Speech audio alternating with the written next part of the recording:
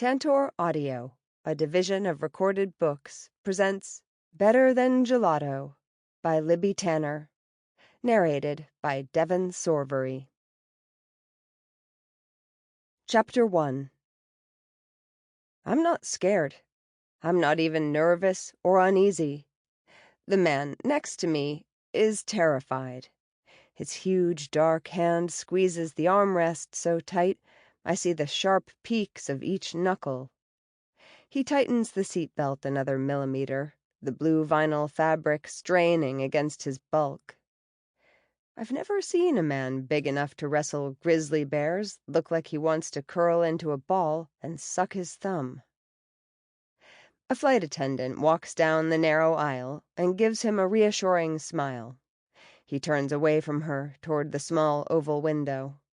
As he shifts, the sleeve of his t-shirt comes up, revealing a tattoo across his large right biceps. It says "Fearless" in bold, jagged letters. I look at the hunch of his massive shoulders, and the irony is too much for me. I try to smother a giggle, but I'm unsuccessful. "Something funny?" he asks in a low voice. "Absolutely not," I say. It comes out with a British accent, which is unfortunate because I'm not British. I sometimes accidentally switch into accents when I'm nervous. His eyes bore into me, and the muscles in his jaw tighten. I clear my throat and continue in my regular California accent. Okay, maybe a little funny. Big, tough guy, scared of flying, ironic tattoo. He does not look amused. It's definitely less funny now that you're looking at me like you wish me bodily harm. I discreetly look for a flight attendant. Maybe it's not too late to change seats. "You can stop shaking, Blondie. I'm not going to break your arm." I'm not really shaking, just tapping my feet on the worn blue carpet. "But if I feel my Big Mac coming up," he continues, "I'm not grabbing that motion sickness bag. It's going right on your shoes." I can tell from the slant of his eyes he's not joking. "Did you just threaten to vomit on a total stranger?" I ask. "Did you just make a grown man feel like a sissy baby chicken head?" he snaps back. Sissy baby what? What is this guy talking about? "According to my kids, that's the worst thing you can be called," he replies. My eyebrows shoot up. "You have kids?" "Yep, 2 of 'em. But I tell you what, I got that fearless tattoo before they came along. Being a dad brings a whole new kind of fear into your life." "How old are they?" I ask. "My boy Samuel is 9, and my little girl Tanya is 6. "That's like my girl." He gives me a once-over. "How old are you? There's no way you got a 6-year-old daughter." "Well, no." My cheeks heat up. "I'm 20, but I'm a nanny. I mean, I'm going to be, and the little girl is 6. "A nanny, huh? Do you have any younger brothers or sisters?" he asks. "No." I shake my head. "All older." "Ever spent much time with a 6-year-old girl?" he prods. "No," I repeat, irritation creeping into my voice. There were surprisingly few 6-year-olds living in my college dorm. "Well, good luck," he says with a smirk. The plane starts shaking as we accelerate down the runway, and my seatmate mutters under his breath. I can't tell if he's praying or swearing. He has the same look my best friend Maggie had when I convinced her to go on the zipper at the county fair. I had to sing the Star-Spangled Banner at the top of my lungs to keep her from puking. We were 12. I'm not going to sing for this guy, but I could try to take his mind off things. I do love the shoes I'm wearing. "So, why are you going to Milan?" I ask. The plane picks up speed. "Work." He looks down at the runway flying past. "What do you do?" "Business consulting. He takes a couple of fast breaths. I'm a business major myself, I say. I was supposed to take a bunch of obscenely dull classes this semester, but fate has intervened. An opportunity fell right into my lap. Like it was meant to be, you know? I look at his blank face. He doesn't know. I continue undeterred. I heard about this nanny gig from my Italian professor. I called the family that very day, and they hired me and bought me a ticket to Milan. I'm waiting for him to cheer at my good luck, but he doesn't. He just stares at the back of the seat in front of him as sweat trickles down his temple. So now, instead of dying a slow death from human resources management, I'm going to wander down cobblestone streets taking pictures and eating gelato. The plane has leveled off now, and the shaking is mostly over. He turns to look at me. If you hate business classes, why are you majoring in business? His face is still flushed, but his breathing sounds better. Doesn't matter, I reply. The point is, I've miraculously escaped all of that for a year. He tips his head to the side. And what about when the year's over? Then I slog through 2 more years and graduate. And then, he presses. Then I move back to my suffocatingly small hometown and run the family dry cleaning business. The thought is so depressing my toes curl up, but I try not to let it show. And who came up with this plan? My dad. His lips dip into a frown. I see. And do you always let other people make your choices for you? This guy sounds less like a business consultant and more like a therapist. It's not like that, I reply automatically. If you say so, he says with an annoying shrug. This conversation is the worst. I should have just let him puke on me. I spend the flight reassuring myself that my seatmate doesn't know what he's talking about. After all, I made this decision, didn't I? And sure, I've never worked with kids, or been to Italy, or even left the U.S., but I have a feeling, deep in my bones, that I'm meant to do this. After what feels like days, the flight attendant tells us to prepare for landing. Even over the scratchy intercom, the Italian sounds incredible. I hang on every vowel, get lost in the up and down cadence. I know she's telling me to fasten my seatbelt and put my tray up, but it sounds like she's telling me to embrace life and live to the fullest. And also that she likes my hair. When our plane lands, I walk down the narrow hallway and out into the main airport. I'm in Italy. Actual Italy. I close my eyes and soak up this feeling, this certainty that the best year of my life has officially started. I follow the crowd of travelers and make my way to baggage claim. I'm trying to walk normally, like my carry-on isn't that heavy, but the truth is, it is that heavy. My hands are sweaty, and I'm trying to make them not be sweaty, but that's not a thing I know how to do. I arrive at the baggage carousel and feel a moment of panic. How will I find my new boss? I look frantically from unfamiliar face to unfamiliar face, feeling more anxious by the second. Then I see a man holding a sign that says Juliet Evans. He has wildly curly black hair and a full face. Next to him is a woman and a little girl. The 3 of them look just like the photo Marco sent me. Relief washes over me, and my whole body tingles with excitement. I walk over, grinning like an idiot, and say, "This is me. Giulietta, so happy to meet you. I am Marco Rossi." He's speaking faster than my Italian teacher, and it takes my brain an extra moment to match his words to their English counterparts. "This is Sophia, my wife. he says, motioning to a slender woman with glowing olive skin and glossy dark hair. I wonder what miracle products she uses to make her hair shine that way. She kisses my cheeks and says, "Benvenuta."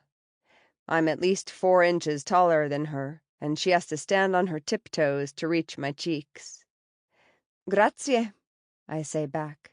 I probably sound like a 5-year-old, but I'm so excited to speak to real Italians, I don't care. "This is Isabella, our little tesoro," Marco continues. Isabella is skinny, with straight brown hair that falls past her shoulders. She's missing a front tooth, but I've heard that's normal for kids her age. She slips her hand into mine and asks, "Are you a Barbie?" I have neither the bust nor the accessories of Barbie, but I guess being tall, blonde, and skinny is enough to get lumped into that category. I shrug and say, "Sort of." She holds my hand as we wait for my suitcases. At one point, she drops my hand, wipes the sweat onto her pants, and grabs my hand again. I send a heartfelt plea to my nervous system to take the sweating down a notch.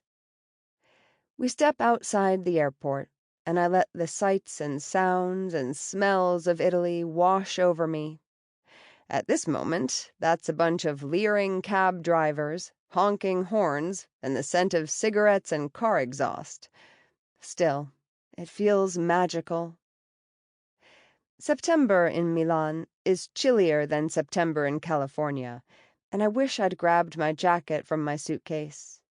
Marco leads us to the car, which looks like a child's toy. The fact that we all manage to fit inside of it seems to bend the laws of physics. Marco simultaneously carries on a conversation with me while conversing with the other drivers through his open window. His conversation with me contains fewer swear words. "This is Isa's first year of full-day school," he says.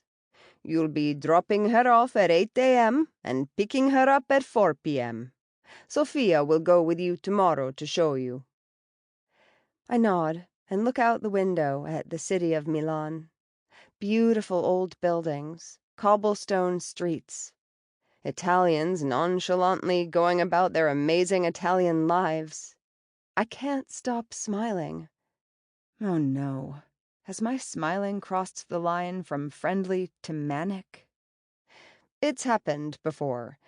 I do my best to smile like a normal person who is pleasant and happy, instead of a lunatic who's broken free of the asylum. "She looks tougher than the last girl," Isa says. Sophia gives Isa a warning look, but Isa turns to me and says, "The last nanny quit." Oh. I try to hide my surprise, but I have a terrible poker face. Sophia flushes in embarrassment, and Isa giggles in delight. "Why did she quit?" I ask Isa in a super casual, not a big deal sort of way. Isa looks at me with wide, innocent eyes, and I know before she even opens her mouth that the next words she speaks will be a lie. "I have no idea," she says. She maintains strong eye contact, daring me to ask a follow-up question. Are all 6-year-olds this intimidating? "Sophia and I will be home by 6 p.m., Marco continues in a rush. "You're welcome to eat dinner with us, but when you meet your friends, I'm sure you'll want to go out in the evening, and that's fine too." He reaches into his briefcase and pulls out a black cell phone and hands it to me. "The phone is on us. You can just pay to put more minutes on the card as it runs out. It's already full of numbers. There's a nice group of friends our previous nannies have spent time with, and I'm sure they'll be calling soon." Marco pulls into a tiny parking lot full of tiny cars just like his. There are 4 tall apartment buildings surrounded by trees. With Marco's help, I lug my suitcases to apartment building C. The elevator is too small for all of us to go up at once, so Marco brings me up first, and Sophia and Isabella follow. As soon as Isabella walks in the door, she gives me a tour, pointing out doors and windows, as if, being American, I might not recognize such things. The Rossi's apartment is small, but bright. The couch is the dark red of sun-dried tomatoes, and the curtains are a sheer, sunny yellow. I catch a balcony to the right and a kitchen to the left before Isa drags me down the hall to my room. It's perfect.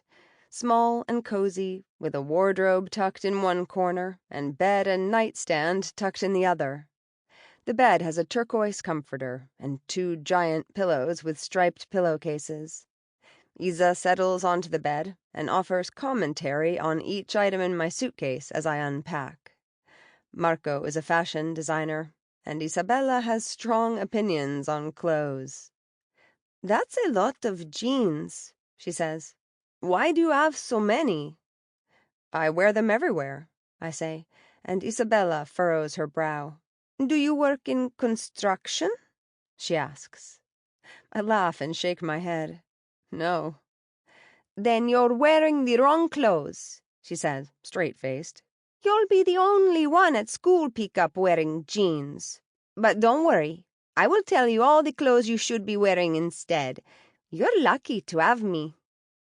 I laugh. I think you're right. I like this girl. She's funny and smart. This nanny gig is going to be a breeze.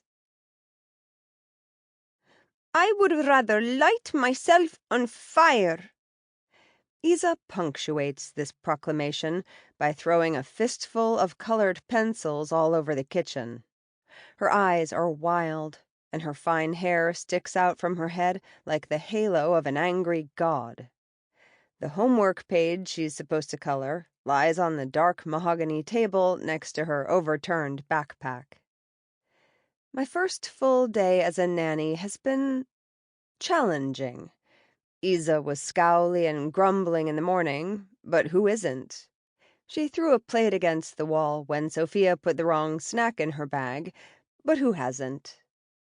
Sophia edges along the counter toward Isa's position by the fridge. She moves slowly, so as not to enrage Isa further. Marco left for Portugal this morning for a fashion summit of some sort, so Sophia is on her own. "Mi piccolo topino," she says, calling Isa her little mouse.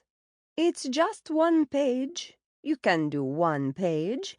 1 tiny little page, amore.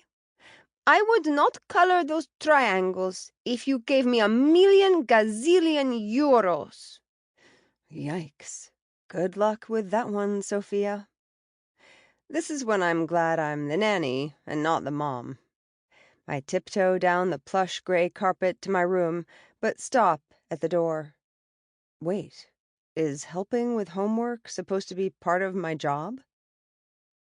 I creep back down the hall and peek around the corner to make sure Sophia has it all under control.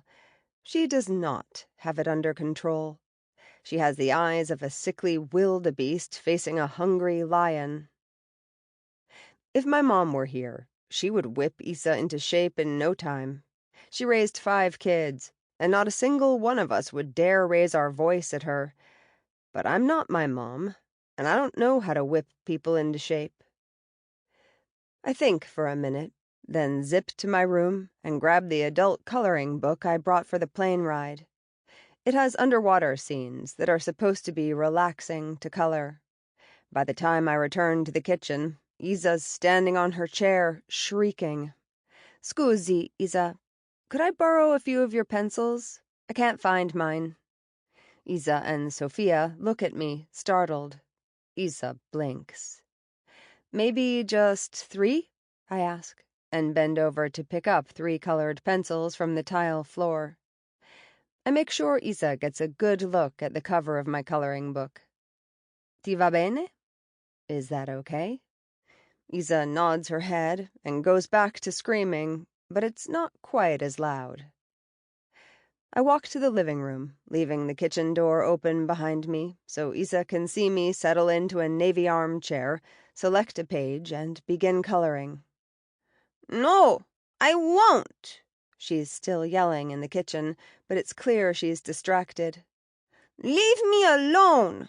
she yells at Sophia, and I hear Sophia murmur something as she leaves the kitchen and heads to her bedroom.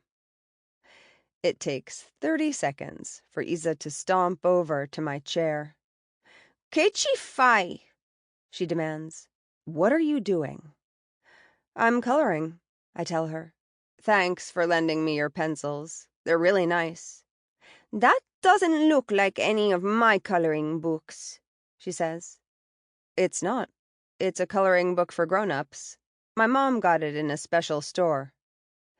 Her brow furrows as she works up the courage to ask for a page, but I don't make it easy for her. I keep coloring, as though I don't notice her opening and closing her mouth. Finally, she asks, "Could I have a page from your book to color? Per favore?" "Of course," I reply immediately. "Choose any page you'd like." She takes her time and finally settles on an ocean scene with a tortoise and some jellyfish.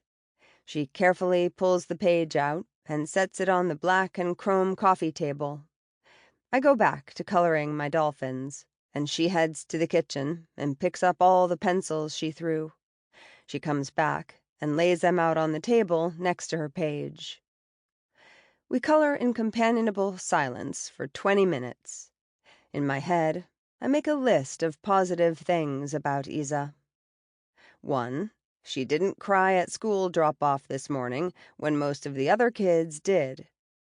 2. She's funny. Calling our bus driver a monkey face was mean, but also hilarious. 3. She's got a pretty good arm. Those pencils went everywhere. "Do you like coloring?" Isa asks me. "I do," I say. "It helps me calm down." "Me too," she says. She finishes the tortoise and shows it to me proudly. "I think you have real talent," I say, meaning it. "I bet you could color anything and make it look awesome." I can't tell if I'm being too obvious, so I keep my head down and color my seaweed. Out of the corner of my eye, I see her go to the kitchen and come back with her homework page. It takes her 2 minutes to complete it. "Nice pattern," I say. "I think you should have made the dolphins bluer," she says of my picture. "All the dolphins I've seen look bluer." "That's a good tip for next time," I say, as Sophia comes into the living room. "Tesoro, you finished your homework." Isa scowls. "Yes, I finished. It took 2 seconds." Neither of them mentions the 15 minutes of hysterics that preceded it. "Well, I'm headed to bed," I say. I lean over and give Isa a kiss on the head. "Buonanotte. Good night." I brush my teeth, change into my pajamas, and snuggle under my turquoise comforter and check my email. I have a sweet message from my mom and dad, and an email from Sharon, my college advisor. Sharon is a large woman who swears a lot and hugs a lot and gets things done. I know she had to do some fast talking to get the scholarship office to sign off on this year in Milan. When the school is paying your tuition, they don't love it when you take off to Europe. Sharon pointed out that it would be a good educational experience, and I'm pretty sure she bribed them with front-row tickets to all the home basketball games. Her son is the starting forward, and the team is on fire this year. She reminds me to pick out my classes for next year and get them to her by the end of the month so they can get approved by the scholarship office. I look at the list, and my eyes glaze over. I would rather swim naked with piranhas than sit through a class called Statistical Analysis of Supply Chain Economics. I'll choose my classes tomorrow, when I've had another day to settle in. I'm about to turn off the lamp on the nightstand when there's a soft knock on my door. "Come on in," I call. Sophia opens the door and takes a tiny step inside. "I just wanted to say thank you for helping with Isa tonight," she says. "She can be pretty stubborn." "No problem," I say. I give her my most confident smile. When she leaves, I admit the truth to myself. That creature hurling colored pencils and shrieking is more of a velociraptor than child. I turn out the light and pull the blanket all the way up to my chin. What in the world have I gotten into? Chapter 2. The horns and cursing of Italian traffic are, to my ears, the sweet sounds of freedom. It's Friday night. I'm riding the tram downtown, and I've never been happier to get out of the apartment. In the last week, Isa has dumped her pasta on the floor, given me the silent treatment for 24 hours, and written on the living room wall with permanent marker. When a girl named Carmen called my new cell phone and invited me to a rock concert, I eagerly accepted. Her Italian was accented with Spanish and hard to understand over the phone, but she said she'd been friends with the last two nannies, and we made plans to meet at Piazza Duomo on Friday at 7 p.m. I have no idea who Carmen is. This could all be an elaborate trap to harvest my organs. But I've spent the last 5 days either being bullied by Isa or wandering the city alone. I'm desperate to make some friends. Plus, how many kidneys do I really need? I leap off the tram at Piazza Duomo in the heart of downtown Milan. It's a massive square, bigger than several city blocks. Dominating the space is a colossal cathedral that looks like something from a fairy tale, but not where the princess lives. The spires are spiky, and there's a cluster of gargoyles lurking along the roofline. It's ominously beautiful. My hands itch for my camera. The perimeter of the piazza is lined with ornate buildings that look centuries old and way too cool to house mundane things like pharmacies and banks. But there they are, sandwiched in between designer clothing stores and restaurants with outdoor seating. For the last week, I've felt like a giant transported to a land of tiny cars, narrow streets, and petite people. But standing in this huge piazza in the shadow of Cathedral Duomo, I feel like a pixie. The piazza is packed with people, and it's clear that this is where everyone meets up. I can feel the energy tingling along my skin as I watch the crowd of glamorous Italians ready to begin their glamorous Friday night activities. I'm not sure how I'll find Carmen or how this night will go, but I know I can't go back to that apartment right now. So I pretend my hands aren't sweating, and I saunter as confidently as I can toward the steps of the cathedral, where dozens of people sit waiting and chatting. "Ciao, bionda," an Italian guy calls. "Hello, blonde."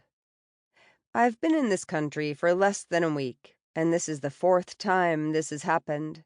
Sometimes it's hello, blonde. Sometimes it's hello, beautiful. Sometimes it's even hello, beautiful blonde. I may get tired of it one day, but that day has not arrived yet. I give the young man a wave, then turn and walk in the other direction. I'm flattered, but also slightly terrified. I'm nearing the edge of the piazza when someone yells, "Giulietta!" I turn and spot a small young woman waving at me from the top step of the cathedral. "Carmen?" I ask, walking over. "Yes," she says, tucking a strand of wavy dark hair behind her ear. "Sorry it took me so long to find you." I'm about to ask how she knew it was me. Then I take a look around and realize I'm definitely the best candidate for American nanny. "I'm so glad you made it," she says, and stands on tiptoe to kiss me on each cheek. I'm obsessed with the cheek kissing here and plan on doing everything in my power to start this trend in America when I go back. Thanks so much for inviting me, I say. Sample complete. Ready to continue?